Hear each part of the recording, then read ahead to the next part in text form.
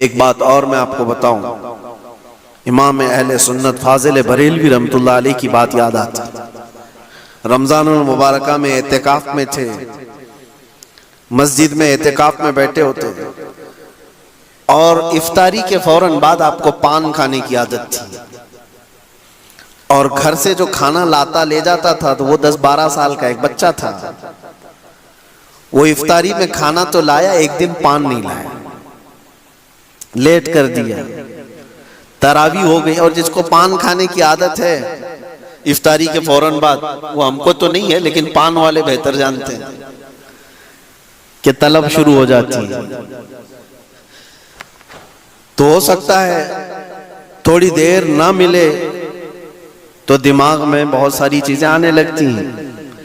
تراویح کے بعد وہ بچہ آیا پان لے کر کے، آپ پان تو لے لیے، ایک چماٹ بھی لگا دی کہ اتنی دیر کہاں گیا تھا، تماچا لگا دیے اس کو۔ یہ تو گھر میں چلتا رہتا ہے، کیا ہم اپنے بچوں کو نہیں مارتے؟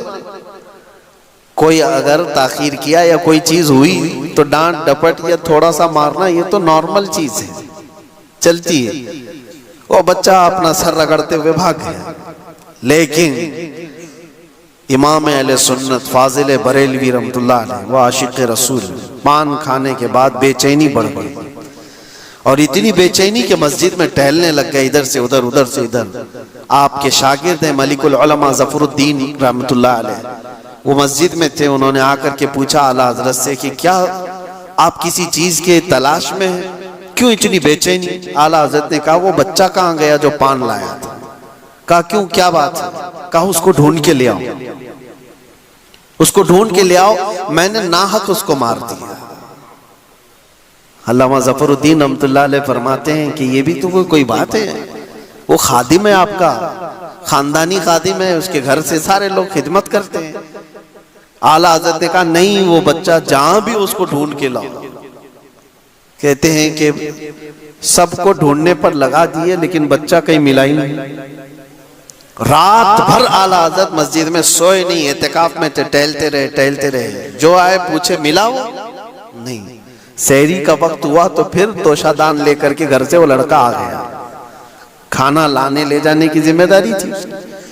سحری کے وقت میں وہ اپنے مزے میں تھا، وہ اپنی دھن میں تھا، وہ آیا، جیسے آیا علامہ ظفر الدین رحمۃ اللہ علیہ فرماتے ہیں ایسا لگا کہ اعلیٰ حضرت کو زندگی کی کوئی بہت بڑی چیز مل گئی۔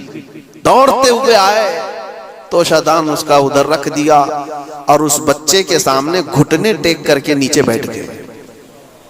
12 سال کا لڑکا ہے اور وقت کا مجدد، گھٹنے ٹیک کر نیچے بیٹھ گیا ہے۔ اس کے بازو پکڑ لیے، کہا کہ بیٹا کل مغرب کے بعد تیرے پان نہ لانے پر میں نے تراویح کے بعد جو تجھے تماچا مارا وہ میں نے اپنے نفس کے لیے مارا، میری ضرورت کے لیے مارا، اس سے شریعت کا کیا لینا دینا؟ تو نے ایسا کون سا جرم کیا تھا جس پر اسلام سزا دے سکتا ہے؟ تیرا کوئی جرم نہیں تھا، یہ صرف میں نے اپنے پان کے لیے مارا ہے، کیا تو مجھے معاف کر سکتا ہے؟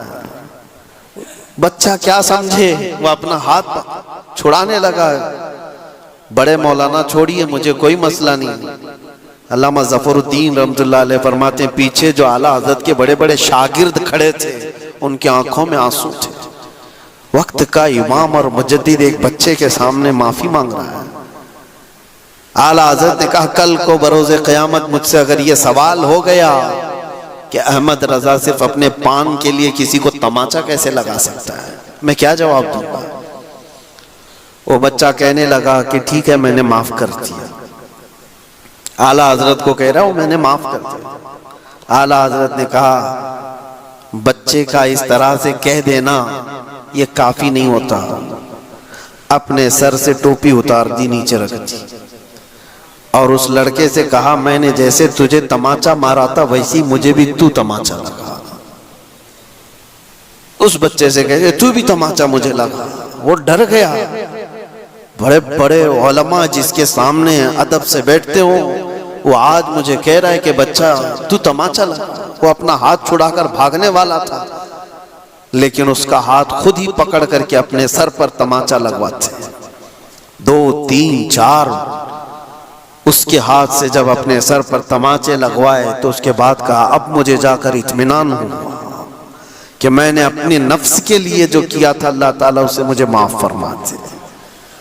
میرے عزیزو، اس کو کہتے ہیں اخلاص، اللہ کا خوف۔ یہ فارمیلٹی نہیں ہے، یہ فارمیلٹی نہیں، یہ رسم و رواج نہیں ہے۔ کون کر سکتا ہے؟ کون کر سکتا ہے؟ اسی لیے یہ وہی کر سکتا ہے جس کے دل میں آخرت کا خوف ہو۔ اللہ کے لیے جو جیتا ہے دنیا میں وہ یہ کر سکتا ہے۔ باقی لوگ کیا کہیں گے، وہ جینے والا تو کبھی ان تمام چیزوں کے قریب بھی نہیں آ سکتا۔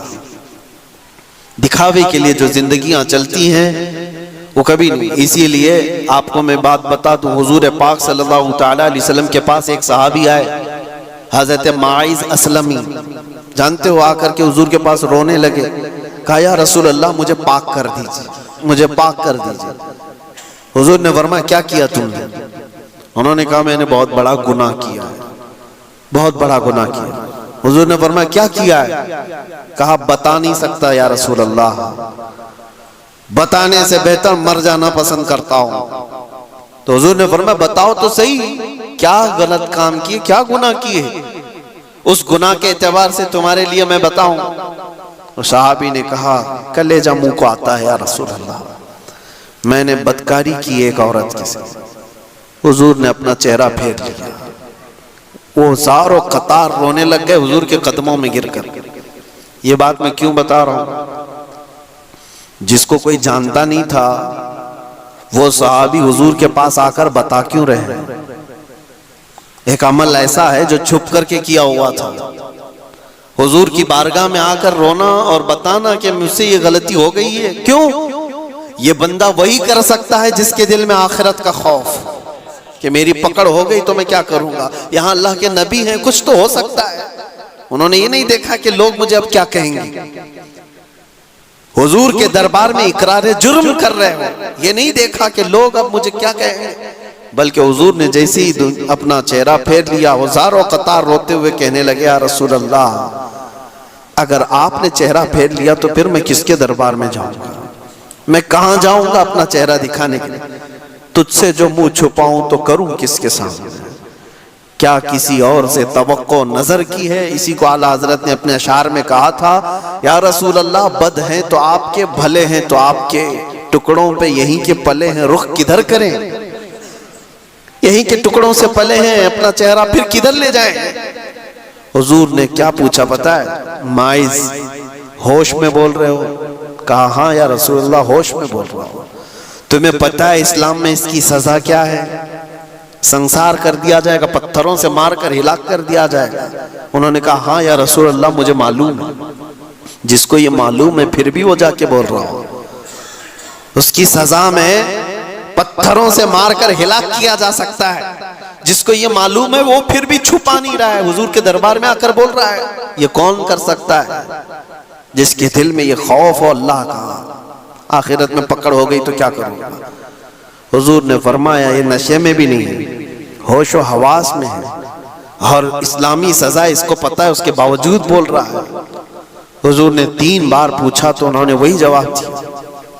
تو اللہ کے نبی نے فرمایا صحابہ سے کہ لے جاؤ معاذ اسلمی کو، مدینے کی ایک پہاڑی تھی جبل انم، وہاں سے ان کو نیچے دھکیل دیا گیا اور پتھروں سے سنسار کیا گیا۔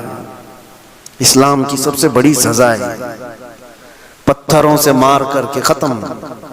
لوگوں کو یہ لگتا ہے کہ بہت بڑا ظلم، ظلم نہیں ہے، یہ پاکیزگی ہے یہ۔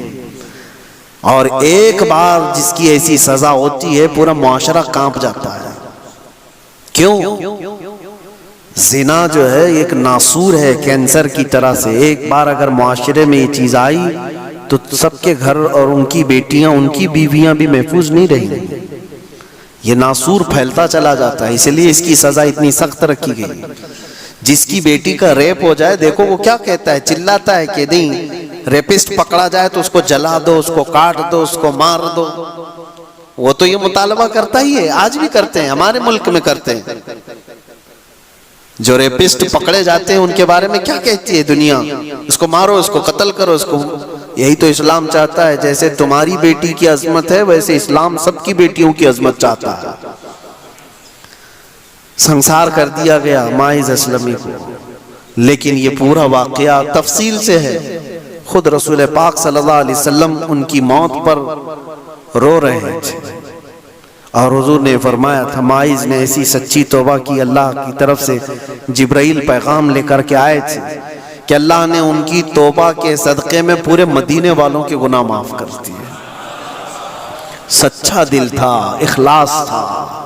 اور اسی وقت میرے آقا نے فرمایا تھا التائب من الذنب کمن لا ذنب لہ، گناہوں سے توبہ کرنے والا ایسے ہی ہو جاتا ہے جیسے اس نے کوئی گناہ ہی نہیں کیا.